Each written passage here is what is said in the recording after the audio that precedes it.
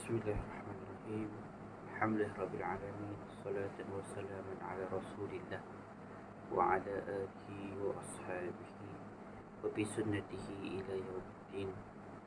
Qala rabbi shrah li sadri wa yassir li amri wa hlul 'uqdatam min lisani yafqahu qawli yafqahu qawli amma ba'd. Assalamualaikum warahmatullahi wabarakatuh. Baik, Alhamdulillah. Yang pertama dan selama-lamanya kita panjatkan kesyukuran kehadirat Allah Subhanahu wa taala, kerana alhamdulillah Allah masih lagi mengizinkan kita untuk hidup pada hari ini. Alhamdulillah Allah masih lagi memberi kita nikmat kesihatan, nikmat keselamatan, dan alhamdulillah juga Allah masih lagi memilih kita untuk terus menikmati dua nikmat yang terbesar, iaitu nikmat iman dan Islam. Jadi insyaAllah saya Azamuddin bin Hawari, I22106018, insyaAllah akan membentangkan berkaitan dengan adab muhaddis wa adab talabul hadis. Adab para muhaddis dan adab para pelajar ataupun talibul hadis, iaitu pelajar kepada hadis. Jadi yang pertama saya ingin sentuh berkaitan dengan yang pertama adalah tentang adab itu sendiri. Jadi adab adalah sangat penting. Adab adalah sangat penting bagi seseorang Muslim itu, terutama bagi seorang penuntut ilmu. Kata ulama, aku akan belajar adab sebelum aku mempelajari sesuatu ilmu. Jadi adab adalah perkara yang sangat penting dan wajib untuk dipelajari oleh setiap Muslim. Nabi Muhammad sallallahu alaihi wasallam bersabda, yang bermaksud, muliakanlah anak-anak kalian dan perbaikilah nilai-nilai adab mereka. Imam Ibn Hafs radhiyallahu anhu berkata, ilmu tasawuf itu adalah seputar adab. Setiap waktu memiliki adab, setiap keadaan memiliki adab, setiap kedudukan memiliki adab. Maka barang siapa yang selalu berpegang teguh terhadap adab, yakni akhlak, nescaya dia akan sampai pada kedudukan yang agung di sisi Allah Subhanahu wa taala. Jadi di sini menunjukkan betapa pentingnya adab itu kepada seorang Muslim, terutama apabila kita membicarakan tentang muhaddis itu sendiri, tentang ahlul hadis, orang yang menyampaikan hadis, orang yang menyampaikan ilmu tentang hadis, dan juga adab berkaitan dengan talabul hadis, iaitu penuntut ilmu hadis. Jadi adab itu penting kepada Muslim, tambahan lagi terutama dalam bidang hadis ini, ataupun terutama bagi bidang-bidang ilmu, penuntut ilmu ini. Baik, jadi yang pertama saya pergi kepada adab muhaddis.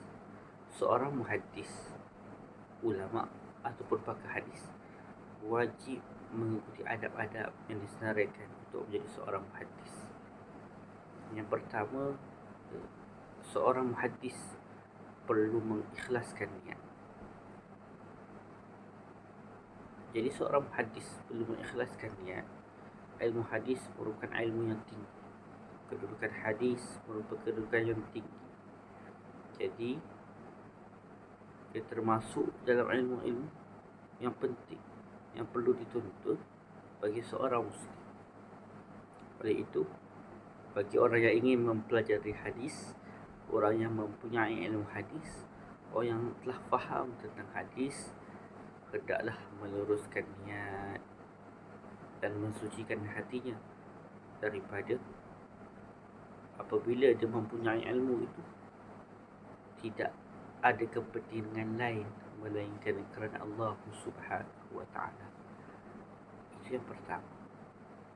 Sebagaimana sabda Rasulullah sallallahu alaihi wasallam, barang siapa yang menuntut ilmu yang niatnya kerana Allah Subhanahu wa ta'ala, dan ia tidak mempelajarinya melainkan untuk meraih keduniaan, maka pada hari kiamat tidak akan boleh harum wangi syurga. Jadi siapa yang menuntut ilmu ini pelajari hanya untuk keduniaan sahaja, maka pada hari kiamat dia tidak akan mencium bau wangi syurga. Hadis riwayat Imam Abu Dawud, Ibnu Majah, Imam Ahmad, yang diriwayatkan oleh Abu Hurairah radhiyallahu. Jadi niat itu sangat penting. Perkara yang pertama, apabila kita membuat sesuatu pekerjaan, terutama dalam menuntut ilmu, kerana Nabi SAW bersabda, talabul ilmi faridatun 'ala kulli muslim. Menuntut ilmu itu fardu ke atas setiap muslim.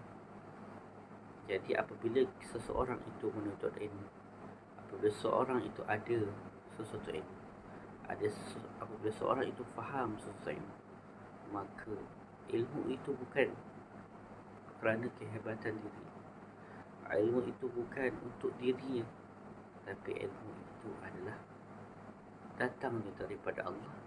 Dan dalam dia menuntut ilmu itu, ikhlaskan niat untuk kerana Allah Subhanahu wa ta'ala, kerana ingin mendapatkan keredaan Allah dan ingin memanfaatkan ilmu itu untuk Islam itu sendiri. Baik, itu yang pertama.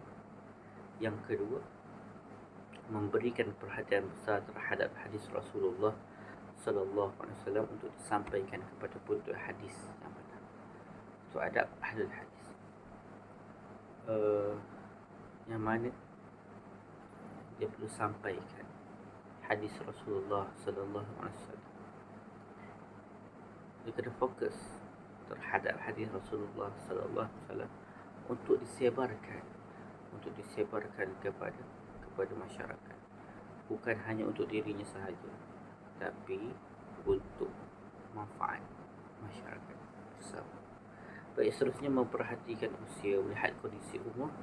Ini penting kerana bagi mengelakkan periwayatan penyampaian hadis tersalah atau pencampuran dalam periwayatan hadis. Ini dari sudut periwayatan hadis oleh muhaddis itu sendiri. Kita lihat kondisi umur para perawi. Contohnya, ahli hadis yang mencapai 80 tahun, yang siqah masih mengaji hadis seperti Anas bin Malik, Sahal bin Sa'ad, Abdullah bin Affan, Sayyid Malik, Lais ibn Uyainah, Ali bin Ja'ad, dalam kalangan tabi'in.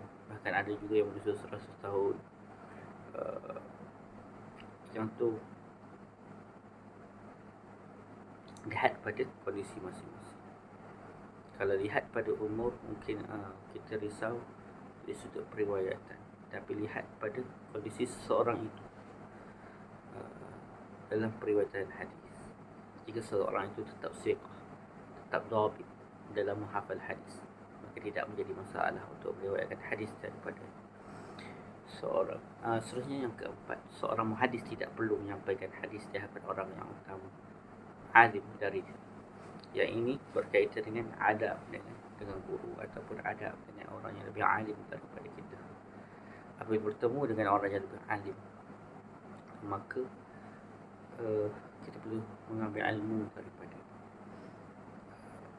Adab ini lebih kepada untuk tidak menunjuk-tunjuk pandai di hadapan orang yang lebih alim daripada kita. Adab ini adalah untuk kita tidak rasa kita ini terpaling hebat, dan untuk kita rasa merendah diri bahawa ada orang yang lebih alim daripada kita. Seterusnya yang kelima, meneladani adab para ulama hadis ketika menyampaikan hadis di majlis ilmu. Sentiasa mengambil contoh yang baik untuk diikuti agar orang yang mendengar akan mengikut akhlak muhaddis dalam menyampaikan ilmu hadis. Yang ini ikut bagaimana para ulama hadis dahulu menyampaikan hadis, bagaimana siqahnya mereka, bagaimana beradabnya mereka, bagaimana tawaduknya mereka dalam menyampaikan hadis. Walaupun mereka itu seorang yang hebat, tapi dalam menyampaikan hadis, apa yang menjadikan mereka itu siqah bukan kerana hanya ilmunya, namun kerana akhlaknya juga. Yang keenam, membentuk kumpulan untuk mengkaji hadis bagi meningkatkan. Yang ni kita perlu bersama-sama dah dengan muhadis yang lain dalam kita mengkaji lagi ilmu hadis itu, kerana ilmu Allah ini luas. Ilmu Allah ini luas dan kita sahaja tidak cukup untuk seorang untuk memahami ilmu hadis. Kita perlu mengkaji bersama-sama dengan sahabat-sahabat. Sebenarnya para muhadis sentiasa berdoa kepada Allah agar dipermudahkan untuk menghafal dan memahami hadis. Seorang muhadis perlu kuat ingatan, perlu otaknya cerdas untuk memahami hadis dari Nabi SAW. Jadi pentingnya dalam pembelajaran hadis secara komprehensif dan mendengar hadis daripada gurunya yang paling utama, yang paling tinggi ilmu. Baik. Sebenarnya para muhadis perlu bersifat terbuka dalam menerima ilmu dari orang yang muda atau yang berkedudukan lebih rendah daripada ini. Adab sebagai seorang yang berilmu itu sendiri, supaya tidak terasa diri itu hebat, tidak terasa diri itu kagum dengan diri, yang merasakan diri hanya diri kita sahaja yang betul. Jadi para muhadis perlu bersifat rendah diri dan terbuka menerima teguran ataupun ilmu kritikan daripada orang-orang yang lebih muda ataupun lebih rendah daripada dia. Sebab kadang-kadang kita sebagai manusia ada yang tersalah. Jadi perlulah menerima teguran walaupun orang itu lebih muda, walaupun kedudukannya lebih rendah, tapi mungkin itu Allah hadirkan dia untuk beri teguran kepada kita. Dan yang terakhir, adab muhadis. Para muhadis digalakkan untuk bersuci dahulu dan merapikan penampilan dalam menyampaikan hadis. Ini lebih kepada untuk menunjukkan keterampilan seorang ulama hadis, seorang muhadis itu dalam menyampaikan ilmu. Maka orang lihat dia akan siqah, dia akan percaya. Itu adalah ulama hadis. Itu adalah ulama yang dia nak ambil ilmu daripada dia akhlaknya bagus, keterampilannya bagus, duduknya sepanjang penuh perhatian sebagai penghormatan terhadap Rasulullah juga. Dia bersiap tadi, dia duduk dalam keadaan yang beradab, dalam keadaan yang baik untuk menghormati hadis Nabi SAW. Jadi kita terus kepada adab penuntut hadis. Jadi adab adalah perkara penting yang perlu dititik beratkan dalam semua urusan manusia, terutama dalam ilmu tadi. Jadi adab ini diutamakan kerana terbukti dalam kisah murid Imam Malik radhiyallahu anhu. Itu Abdul Rahman bin Al-Qasim menyatakan bahawa aku mengabdikan kepada Imam Malik selama 20 tahun. 2 tahun darinya aku menuntut ilmu serta mempelajari ilmu. Maka 18 tahun daripadanya aku mempelajari tentang adab. Seandainya aku boleh jadikan seluruh waktu tersebut untuk mempelajari adab. Jadi kita lihat yang ini kisah tentang anak murid Imam Malik mempelajari adab 18 tahun. 2 tahun saja mempelajari ilmu selain daripada adab. Menunjukkan betapa pentingnya adab itu. Baik, jadi adab penuntut hadis. Yang pertama, seperti tadi, mengikhlaskan diri kerana Allah Subhanahu wa ta'ala dan untuk memanfaatkan diri untuk masyarakat, untuk Islam itu sendiri. Bagaimana bagaimana Nabi sallallahu alaihi wasallam kata, khairun nas ma yanfa'u linnas. Sebaik-baik manusia adalah manusia yang bermanfaat kepada manusia yang lain. Soalnya menjaga akhlak dan bersungguh-sungguh dan beradab mulia. Seperti yang dijelaskan oleh Abu Hashim An-Nabil, orang yang belajar hadis seperti ia mencari perkara yang mulia, kerana itu wajib baginya untuk menjadi orang yang terbaik. Jadi orang yang belajar hadis, bukan saja belajar hadis, belajar ilmu apa pun perlu bersungguh-sungguh, kerana ilmu itu kedudukannya tinggi. Nak mendapat ilmu itu, ilmu Allah itu tinggi, ilmu Allah itu luas. Jadi dia perlu menjadikan dirinya orang yang terbaik. Dia belajar hadis hendaklah mengamalkan hadis yang dipelajari dengan melakukan amal soleh seperti menjaga solat, zikir yang merupakan zakat hadis. seperti yang dijelaskan oleh Al-Imam Al-Bishri Al-Hafi. Wahai para ashabul hadis, naikkanlah zakat hadis, amalkan minimal 5 hadis dari setiap 200 hadis. Juga berkata Imam Waqi', guru kepada Imam Syafi'i, jika kamu ingin menghafal hadis, maka amalkanlah hadis tersebut. Yang ini lebih kepada untuk kita amalkan ilmu yang telah kita pelajari. Seseorang perlu mengamalkanlah ilmu apa yang setelah dia pelajari ilmu tersebut.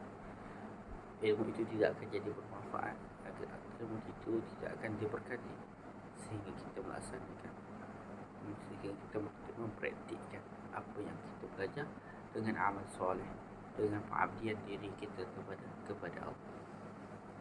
Selanjutnya yang keempat, menghormati guru dan muridnya. Orang yang belajar hadis dari dirinya, yang dia menghormati guru lah, dan menghormati orang-orang lain, menghormati murid dan sebagainya. Yang kelima, tidak berputus asa dalam menerima ilmu hadis, akan tetapi tetap bersemangat dalam melebarkan manfaat hadis. Yang ni tidak putus asa, bersungguh-sungguh tadi lah, dan bersemangat untuk sebarkan hadis tadi. Seperti yang disampaikan Imam Malik, di antaranya berbarakah hadis adalah saling memberi atau mengajarkan kepada orang. Yang keenam, menjauhkan diri daripada sifat malu dan sombong ketika belajar hadis. Kita tak boleh malu untuk mempelajari satu ilmu. Kalau kita malu, kita akan terlepas ilmu tersebut. Dan kita tidak boleh sombong kerana kita bukanlah orang yang paling hebat, kerana ilmu itu luas. Dan yang kita ada hanya cebisan ataupun adalah satu titis air daripada seluruh samudra laut. Sungguh kecil diri kita, kerana sifat sebab akan menghalangi dalam pola ilmu. Bagaimana kata Al-Imam Asy-Syafi'i, al-ilmu nur, ilmu itu cahaya, dan cahaya tidak akan masuk dalam hati yang gelap. Yang ketujuh, membiasakan muzakarah atau muhajah untuk menguatkan hadis yang sudah dihafal, sebagaimana yang dinasihatkan Abdullah bin Mas'ud. Ulangilah hadis itu kerana hidupnya hadis pada pengulangan atau muzakarah. Yang ni kena review balik, biasa ulang supaya kita ingat sesuatu ilmu itu. Jadi insyaAllah mungkin itu saja perkongsian ataupun pembentangan yang berkaitan dengan adab hadis, adab ahli hadis, dan juga adab talibul hadis, adab penuntut para penuntut hadis. Jadi saya akhiri dengan satu kata-kata dari Al-Imam Hasan Al-Basri radhiyallahu anhu. Barang siapa yang tidak mempunyai adab, maka ia tidak mempunyai ilmu. Jika ingin dapatkan satu ilmu, maka belajarlah adab dahulu, maka beradablah dahulu, maka insyaAllah ilmu itu akan diberkati. Wallahu a'lam. Mohon maaf segala kekurangan kesilapan. Assalamualaikum warahmatullahi wabarakatuh.